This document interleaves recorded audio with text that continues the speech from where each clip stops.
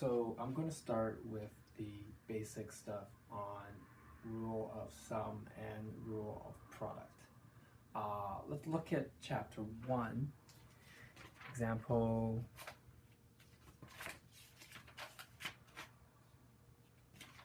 example 1.1, the first example.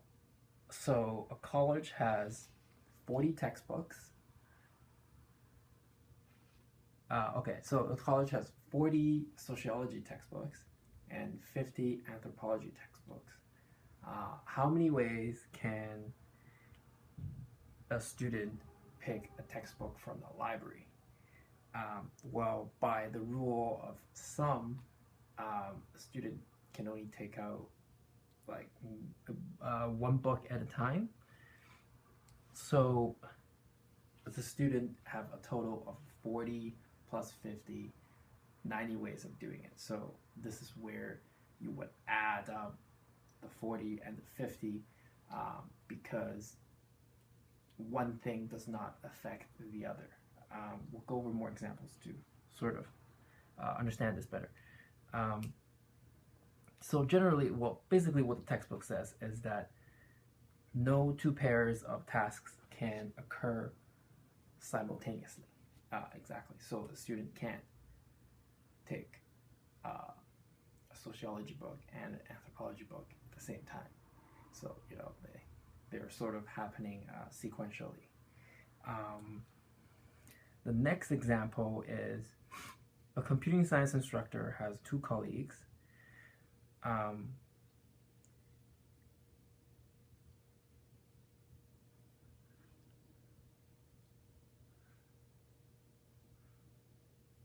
One of these colleagues have 3 textbooks, the other one have 5. So if n is the maximum of number of different books, then the instructor can only borrow from maximum of 5 to 8 because one instructor has 5 books and the other one has 3. So the maximum they can borrow is between 5 to 8. So again, you would add it together. A rule product will be different because it's happening almost like the opposite of adding. It happens simultaneously. It happens at the same time. So an example would be that in a play you have 6 men and 6 women auditioning for the lead role of the men and the lead role of the woman. Then how many ways is there for them to be combined together? So in this case, it would be a rule of product because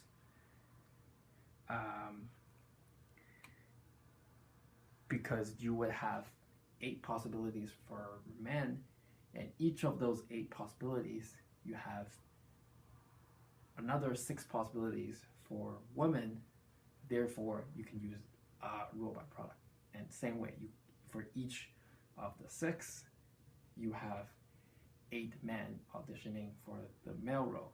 So in this case, it's commutative. So that will be a rule of product. So in an example with rule of sum and rule of product, it's important to distinguish what do you add and what do you multiply together. So another example that the book gave, which is example 1.8,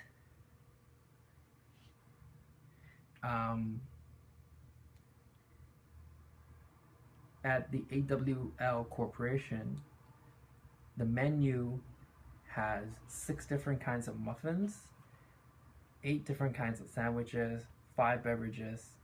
So they have all these different possibilities. So for Miss Assistant Carl to get lunch, she can either grab a muffin and a hot beverage or a sandwich and a cold beverage. So muffin and hot beverage, that's like you would recognize that's a rule of product. or, and then when it has the word or, it seems like it's a rule of sum, and that's what we would do. We would add these two possibilities together. But for a muffin and a hot beverage, that would be a rule of product. So in this case, you would calculate all the possible rule of product for all the possibilities for muffin and hot beverage, and then all the possibilities for a sandwich and a cold beverage, and then you would add it together. So the book says, you just multiply the different possibilities for the muffins and the different possibilities for the hot beverages, and then you would get a number, and then you would multiply all the possibilities for the sandwiches and all the possibilities for the cold beverage, and then you would add them together, and that's pretty much it. I still find it, like, at this level it's really easy to distinguish, but there are problems later on where it gets confusing of when to use rule of thumb and